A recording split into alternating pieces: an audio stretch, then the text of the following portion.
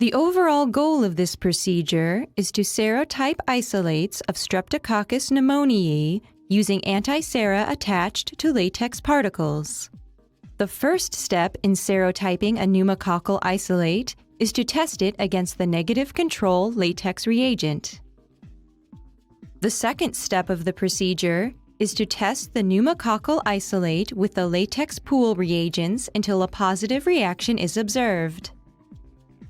The third step is to test the isolate with the groups and types present in the positive pool, using the antisera manufacturer's key to select the appropriate reagents to test.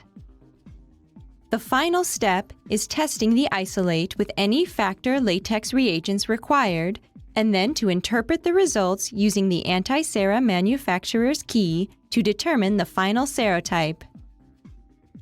The main advantage of this technique over other methods like the Quelling test is that it doesn't require the use of a microscope, and it's relatively simple and quick to perform. Demonstrating this procedure will be Belinda, a research assistant from our laboratory.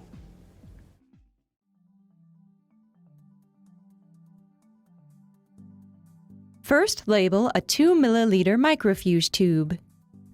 Choose one with a round bottom to help prevent particles from settling during the antibody attachment stage.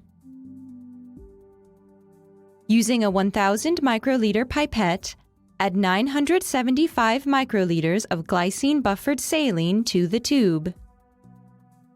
Then, add 25 microliters of the pneumococcal antiserum needed for the latex reagent that is being prepared. Invert this 5 times to mix.